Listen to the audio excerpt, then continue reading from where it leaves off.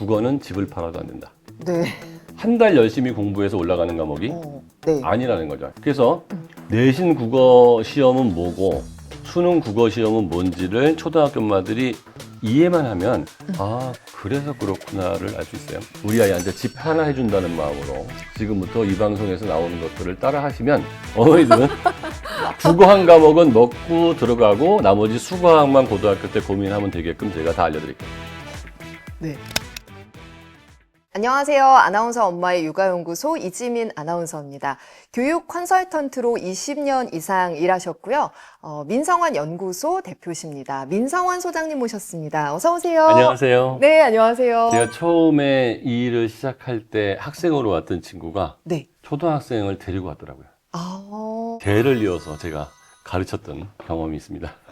정말 수없이 많은 아이들을 지금껏 만나보셨을 것 같아요. 오늘 정말 그 생생한 경험에서 오는 이야기들 많이 들려주실 것 같습니다. 오늘 드릴 말씀 중에 하나는 중학교 때 어떻게 하면 상위권을 갈 거냐, 오, 국어, 네. 영어, 수학 점수를 어떻게 하면 올릴 거냐, 네. 좋은 대학을 갈 수 있는 쪽에 전 집중해서 얘기를 할게요. 어떤 전문가가 이렇게 하면 된다라고 얘기했는데 걔를 초등학교 3학년 때부터 대학 갈 때까지 계속 본 적은 있는가? 중학교 때 중간고사를 그 아이하고 같이 끙끙거리면서 몇 명이나 해봤나?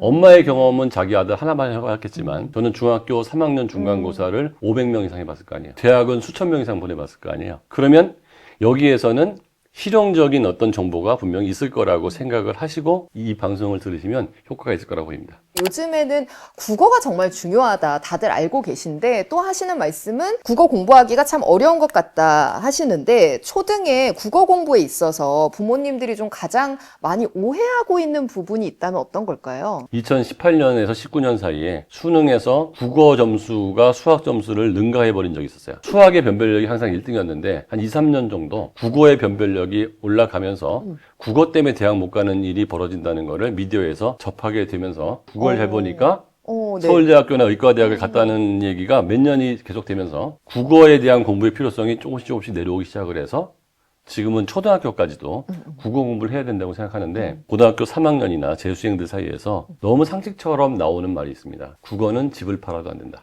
네. 이 너무 무서운 말인 것 같아요. 언어기 네. 때문에 한 달 열심히 공부해서 올라가는 과목이 네. 아니라는 거죠. 그러니까 수학은 미적분이나 확률 통계까지 단원이라는 게 있잖아요. 뭐를 배우고 외워야 되는 게 있잖아요. 아니면 문제를 풀어보고. 네. 국어는 그게 없다는 거예요.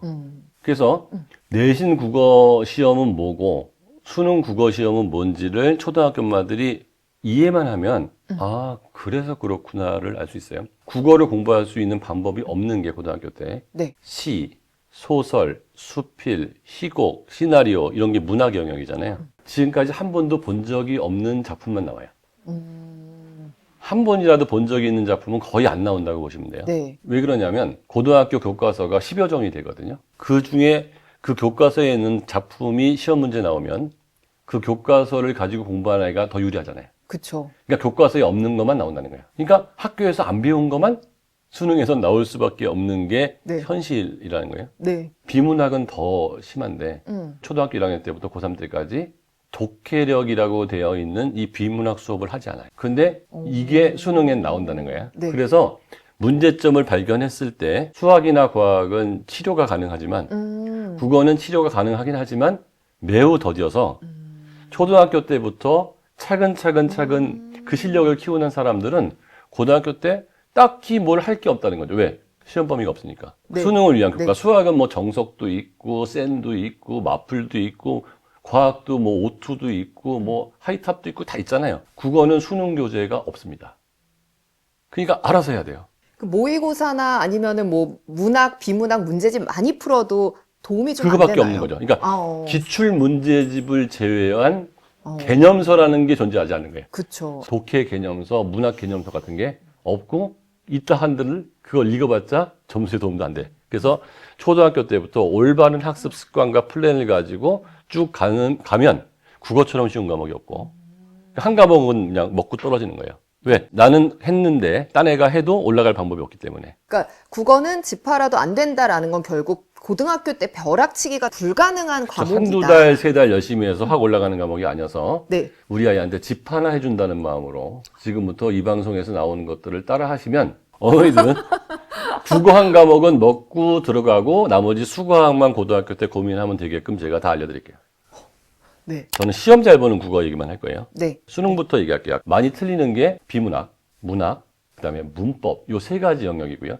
이 세 가지 영역을 나중에 잘 보기 위해서 초등학교 때 뭘 해야 되느냐. 비문학이라는 게 독해력을 물어보는 건데 그러니까 아이가 전혀 처음 봤을 것 같은 지문을 딱 보여주고 네. 아이한테 그걸 해석을 시키는 거예요. 그러니까 수능에서 가장 중요하다고 생각하고 배점도 높은 이 독해력은 초등학교, 중학교, 고등학교 교과서에서 배울 방법이 하나도 없어요. 물론 초등학교, 중학교, 고등학교 교과서에서 나오는 비문학 독해 읽을 거리가 있는데요. 그건 너무 쉬워서 그거를 못 읽는 사람은 존재하지 않아요. 그러니까 수능은 어려워서 변별력을 내줘야 되는 거잖아요. 네. 그래서 어려운 지문을 읽어야 된다는 거고 이게 어떤 식으로 문제가 나오냐면 역사, 철학, 그다음에 사회학, 경제학, 심리학, 정치학, 법학, 물리, 화학, 생물, 지구과학, 컴퓨터 기술, 반도체 기술, 카메라 기술, 음악, 미술, 체육, 건축 이 다양한 종류의 글 중에서 성인들, 대학원생 이상들이 읽을 만한 거를 발췌해서 거기서 문제를 내거든요.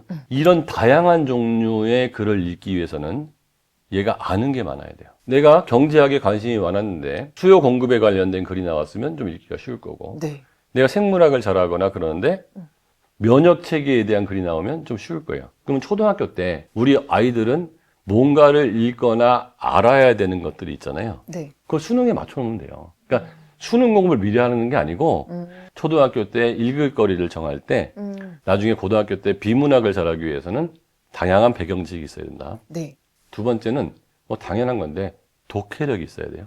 항상 이 아이의 현재 능력보다 약간씩 어려운 글을 주는 습관이 엄마한테 좋아요. 그러니까 쉬운 글을 읽으면 독해력이 늘질 않아요. 그러니까 엄마가 판단해야 될 거는 얘의 능력치보다 하나 높은 게 어딘지를 판단하는 거를 굉장히 중요시 여겨야 되는데 이때 이제 제가 팁을 드린다면 만약에 독서를 할 때 책을 여러 종류 사놨잖아요. 네. 얘 능력치보다 낮은 책들은 다 버리셔야 돼요. 어. 아이가 내 능력치보다 낮은 책이 있으면 거기에 애착이 생기거든요. 네, 네. 애착이 생기면 보는 걸 자꾸 다시 봐요. 너무 즐거우니까. 네. 그러면 퇴행되는 거예요. 그 다음에 그 어떤 정도의 능력치인지 우리가 판단하기 힘들잖아요. 네. 그럼 제일 좋은 방법이 초등학교 2학년 아이라면 네. 초등학교 2학년부터 고등학교 3학년까지 참고서가 딱 좋아요. 자습서 같은 거를 네. 다 사서 네. 딱 꽂아 놓으세요. 네. 국어는 수학하고 달라서 네. 국어는 수학하고 달라서 선행이라는 개념이 없습니다. 네. 수학은 앞에 걸 모르면 뒤에 걸 못 풀어요. 국어는 건너뛰어도 상관없어요. 내가 읽을 수 있는 게 고1 수준이면 6학년 아이가 중2, 중3 거를 건너뛰어도 전혀 상관없는 게 국어예요. 수학은 그렇게 하면 안 돼요. 앞에 게 빵꾸가 나면 뒤에가 안 되거든요. 네. 그러면 이 아이의 능력치가 어딘지 모르니까 네. 가장 쉬운 것부터 가장 어려운 것까지 다 꽂아 놓으면 네. 얘가 뽑아서 재밌게 보고 있는 게 얘의 능력치예요. 아. 초등학교 4학년도 독해력이 아주 좋은 아이는 고등학생이 읽을 수 있는 책을 읽을 수 있고 4학년인데도 문해력도 없는 아이는 2학년 책도 읽기 힘들어하는 애가 있어요. 부모님이 하셔야 할 일은 이 아이가 어디에 레벨에 있는지를 찾는 게 되게 중요해요. 그러면 많은 게 끝난 거거든요. 독해하기 위해서 어휘라고 했는데 네. 국어 어휘 공부는 영어 어휘 공부하고는 다르게 달달달달 외우면서 할 필요는 없습니다. 그러니까 우리가 모국어이기 때문에 나중에 생활 속에서 저절로 알게 돼요.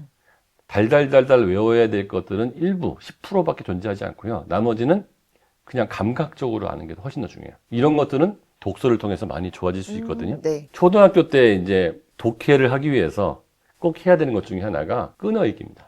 네. 아이가 책을 열심히 읽는데 읽은 내용을 이해하지 못하는 경우가 너무 많아요. 그래서 처음에는 눈으로 읽을 때 그게 익숙하지 않기 때문에 귀찮더라도 아이가 끊어 읽기 하고요. 그 아이가 그거 싫어할 경우에는 엄마 한 줄, 아이 한 줄. 엄마 한 줄, 아이 한 줄. 그러니까 엄마가 끊어 읽는 거 아이가 표시하고 아이가 끊어 읽는 거 엄마가 표시하면 네네. 아이가 이제 끊어 읽는 연습이 되거든요. 그 연습만 많이 해도 혼자 책을 읽을 때 동화책을 읽든 동화책이 아닌 걸 읽든 읽고 났을 때 얘 머릿속에 남아있는 양이 달라져요. 아이가 만약에 끊어 읽었는데 엄마가 볼 때 여기서 끊는 건 아닌 것 같은데 하면 서로 교정해주죠. 수정해 하면서 교정해주죠. 하나요? 그러니까 아이가 끊어 읽지 못한다는 거는 아버지가 방에 들어가신다고 똑같은 거예요. 아버지가 끊고 방에 끊고 들어가신다. 이거 끊을 줄을 모르기 때문에 단어를 쭉 읽는 거거든요. 네. 이게 주어다 수로라를 배우는 것보다 끊어 읽는 연습을 하는 게 초등학교 때 독해력을 키우는 아주 핵심입니다. 네네. 그러면 수능 말고 내신은 어떤 식으로 대비해가면 좋을지. 내신은 전혀 대비할 필요가 없습니다. 어. 배운 시만 나오고 네. 배운 소설만 나오고 아. 배운 비문학만 나오기 때문에 내신 국어는 사회 과목과 큰 차이가 없어서 내신 국어는 그때그때 학교 열심히 들으면서 2달씩 열심히 하면 좋아져요. 여기서 팁을 하나 말씀드릴게요. 네네. 학교에 계신 국어 선생님들은 네.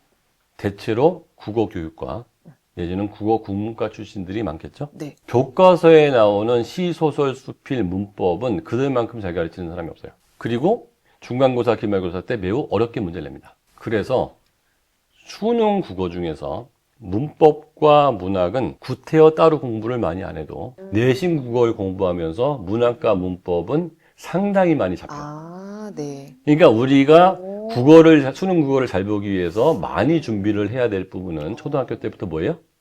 비문학. 비문학이에요. 그리고 배경 지식. 예, 비문학의 배경지식 네. 어휘. 그런데 여기서 하나 살짝 신경 써야 될 부분이 생겼어요. 네. 그게 문법이에요. 수능에는 문법 문제가 5문제가 나오거든요. 유일하게 이 5문제는 시험 범위가 있다. 문법은 초등학교 때 따로 정리할 건 없고 네. 엄마가 좀 챙겨줄 필요가 있다는 거죠. 네. 맞춤법에 맞게 쓰는지 안 쓰는지 자꾸 받아쓰기 같은 거 되게 중요하고요. 네. 이 발음이 되게 중요해요. 사실은 네. 한국 사람이 한국말 발음을 공부한다는 건 되게 웃긴 일이거든요. 네. 우리가 인생 살면서는 잘못된 발음을 해도 다 상대방이 이해해 주지만 발음을 잘못 쓰면 시험에서는 감점을 당하니까. 네. 예를 들어서 이 방송 보시는 분들 헷갈릴 거예요. 나 보기가 역겨워 가실 때에는 말없이 고이 보내드리오리다. 가시는 걸음걸음 노인 그 것을 사뿐히 지려 밟고 가시옵소서. 사뿐히 지려 밟고 가시옵소서. 헷갈리잖아요? 사뿐히 지려 밟고예요, 밟고예요. 헷갈리죠? 밟고거든요. 근데 10명이면 8명이 지려 밟고라고 해요. 요거 말고는 거의 다 리을 발음을 해요. 그럼 엄마가 사뿐히 지려 밟고가 아니고 밟고라고 얘기해주면 이 아이는 앞으로 밟고라고 계속 발음을 할 거 아니에요. 고등학교 의문론 시간에 밟고냐 밟고냐 문제가 나왔을 때 얘는 이거 틀릴 이유가 없는 거죠. 초등학교 때의 문법은 네. 교과서에 나오는 몇 장 되지도 않거든요. 거기에 있는 표현을 싹 다 생활 속에서 아니면 문장으로 외워버리자. 익숙하게. 네. 그래서 엄마가 여기 있는 표현을 계속 쓰고 아이가 잘 표현하는지를 알려주면 초등학교 수준의 문법은 됐고요. 중학교 때부터는 고등학교 3학년 때까지 가져갈 자세한 문법책을 하나 가지고 계속 영문법 돌리듯이 돌리는 거예요. 이게 왜 중요하냐면 고등학교 수능 시험은 45문제가 나오는데 제 시간에 풀 수 있는 아이가 거의 없어요. 이 5문제를 3분 정도만 시간을 절약하고 정확성을 높여도 어려운 문제에서 3에서 5분을 더 시간을 들여서 문제 풀 수 있는 여유가 생기잖아요. 네. 점수가 많이 올라가요. 그래서 문법은 시험 범위가 있다. 네. 초등학교 때는 교과서에 나오는 거를 생활 속에서 익숙하게 하자. 네. 중학교 때부터는 어떻게 한다? 가장 두꺼운 문법책을 하나 잡아서 얇은 네. 거 잡지 말고 네. 고3 때까지 그거만 돌리자. 네. 그러면 내신과 수능에서 얘는 좋은 성적이 나온다. 네. 그럼 초등 때 문법 생활 속에서 챙겨보고 아까 배경 지식 늘리기에 힘쓰라고 하셨는데 다양한 어떤 비문학의 책들을 접하게 해줘야 되는데 그러려면 얼마나 다양하게 많이 읽어야 할까? 가능할까 싶거든요. 좋죠. 거기에 대해서 제가 확실한 솔루션을 하나 드릴게요. 네. 정치, 경제, 역사, 철학 이런 것들이 다 비문학에 나온다고 그랬죠? 네. 물리, 화학, 생물, 지구과학에 대한 과학 지식은 중학교, 고등학교 때 과학 공부를 열심히 하는 걸로 거의 해결이 돼요, 지식이. 네. 다만 중학교, 고등학교 때 예를 들어서 이제 보일-샤를의 법칙이 나온다. 지구의 멘틀 구조가 나오고 핵에 이런 얘기가 나온다. 참고서에 3줄, 4줄밖에 안 나와 있어요. 이렇게. GPT를 이용하든 그거 갖고서 몇 페이지짜리로 쳐주면 문장으로 해서 그거보다 훨씬 자세한 글들이 이렇게 나와요. 과학 실력도 올라가면서 네. 이 아이의 네. 국어 배경지식 실력까지 올라갈 수가 있어요. 네. 과학 지문 이렇게 해결하시면 되고요. 네. 기술 지문은 네. 너도 대비할 방법이 없고 나도 대비할 방법이 없기 때문에 안 하셔도 돼요. 아, 어렵군요. 그 IT 신문 기사 같은 거 읽으면 어때요? 비효율이네. 그런 건 한 번 나온 게 또 나오지도 않기 때문에 그냥 그때. 맞닥뜨려 놓고 하면 돼요. 그러니까 네. 대비할 수 있는 것과 없는 게 있는데 대비할 수 없는 것까지 대비하려는 게 큰 문제거든요. 가장 아이들이 어려워하는 두 가지 지문이 있습니다. 네, 뭐예요? 경제 지문하고 철학 지문이요. 어, 하나 더 나가면 법학 지문인데요. 네. 법학 지문은 해결할 방법이 없습니다. 그러니까 해결할 방법이 없는 건 투자고요. 네. 해결할 방법이 없는 것까지 해결하려고 하지 말고 그러면 경제 지문하고 철학 지문하고 네. 그 요 두 가지는 해결이 가능해요. 네. 어떻게 아이들을 위한 해결하면 콘텐츠가 좋을까요? 되게 많아요. 철학 지문과 경제 지문을 이해하기 위해서는 서양 역사를 알아야 돼요. 서양사에 나오는 모든 인물들은 세상을 움직인 사람들이거든요. 그러니까 나폴레옹을 유럽을 정복한 사람이라고 생각하는데 나폴레옹은 더 중요한 게 나폴레옹 민법전이에요. 거기서 계약자유의 원칙을 만들었거든요. 소유권 절대의 원칙을 만들었어요. 그게 근대 민법의 시작이거든요. 계약자유의 원칙이 없다면 자본주의는 생길 수가 없는 거예요. 나폴레옹 민법전 때문에 산업혁명이 생기고 자본주의가 생겼다는 거를 알기 위해서는 나폴레옹이 혁명을 일으킨 것보다 민법전을 만든 게 더 큰 업적이라는 걸 알아야 돼요. 네. 근데 이게 세계사 교과서로는 택도 없어요.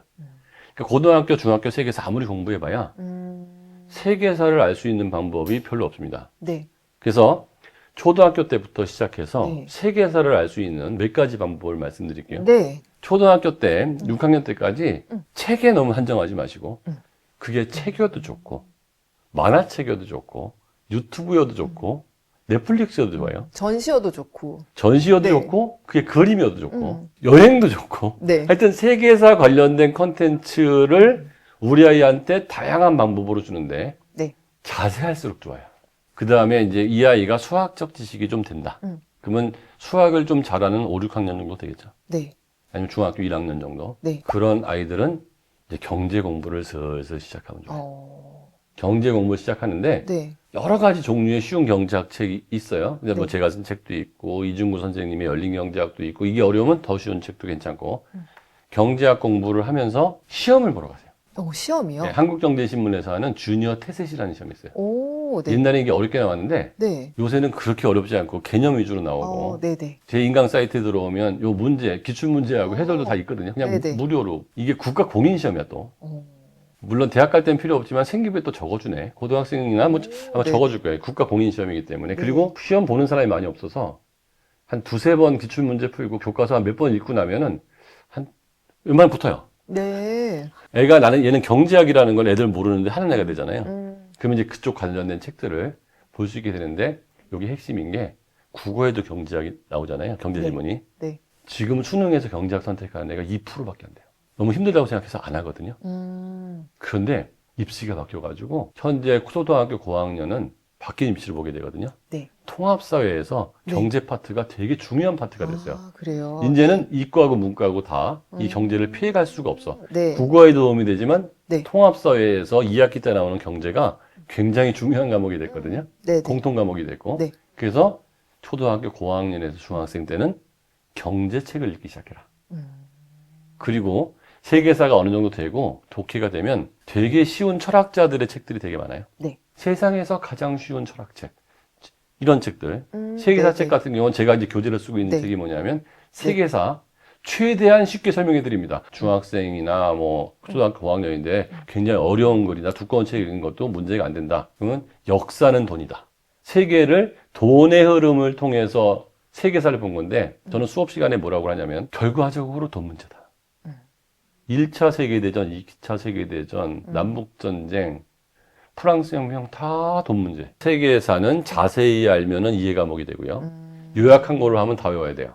내가 궁금한 거는 자세하게 알아가면 얘는 즐겁게 배경지식이 쌓입니다. 그 다음에 이제 거기서 철학자가 들어가는데 철학은 절대로 혼자 공부하시면 안 돼요. 이해가 안 되기 때문에 하다못해 유튜브를 틀더라도 나는 생각한다 고로 존재한다가 무슨 말인지 철학적인 글을 읽어봤자 이게 얘한테 들어올 가능성이 없거든요.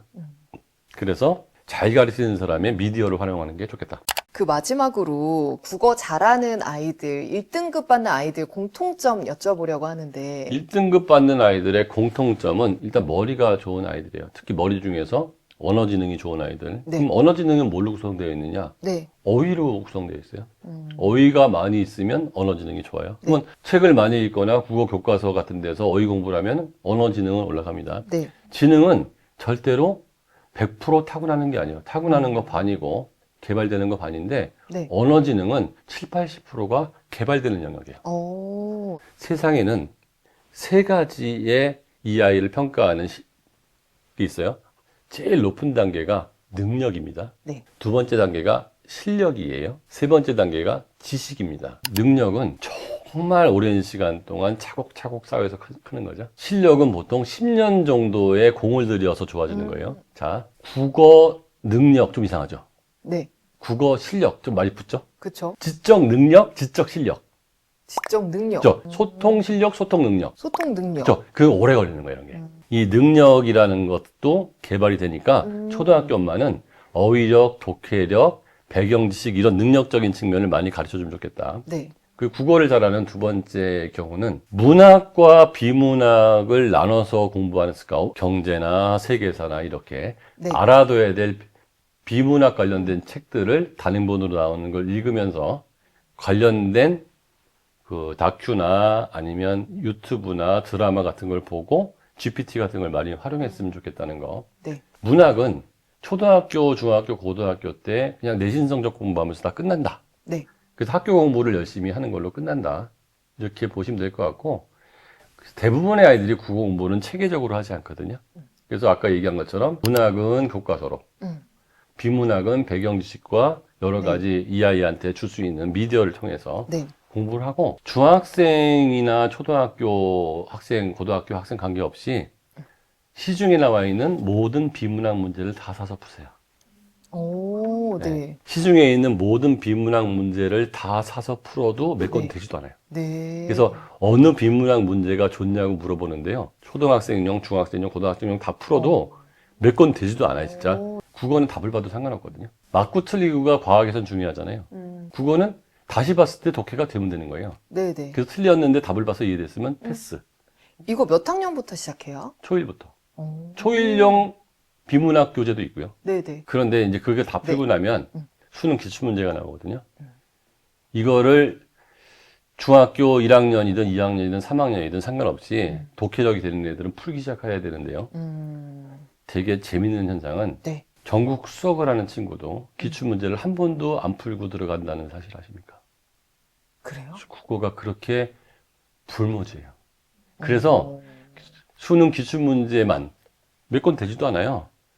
그거를 한 번이라도 다 풀고 들어갔는데 국어가 2등급이 뜨는 아이들은 전까지 본 적이 없습니다. 기출 문제 이거 중요한 거네요. 근데 국어는 선행이 있다 없다? 독해이기 때문에 선행이 없는 거거든요. 그래서 국어는 선행에 대한 관념이 없기 때문에 고1 거부터 시작해서 요때 하는 방법 알려드릴게요. 영어가 절대평가가 아닐 때는 국어를 되게 쉽게 냈어요. 근데 영어가 절대평가로 바뀌면서 국어가 갑자기 어려워져서 최근 국어가 어려워졌거든요. 과거의 거는 고1 거, 고2 거, 고3 거 푸시고 네. 최근 고1, 고2, 고3 거를 푸시면 네. 난이도가 맞을 거예요. 네네. 비문학. 네네. 네. 이렇게 국어 공부하시면 좋을 것 같아요. 그래서 결과적으로 국어는 문제 많이 푼 놈이 잘 본다. 네. 너무 디테일한 팁도 많이 알려주셔서 많은 도움이 될 것 같아요. 그러니까 큰 그림부터 세세하게 해볼 수 있는 것까지 그럼요. 정말 많이 네. 알려주신 것 같아요. 정말 드라마틱하게 이 지능이 높아지는 그런 경우들 많이 보시나요? 너무 많죠, 너무 많아요. 그래요? 그러니까 지능을 작심하고 개발을 하게 되면 네. 뭐 일단 100포인트짜리 아이들은 뭐 20포인트 올라가는 건 일도 아니고요. 오.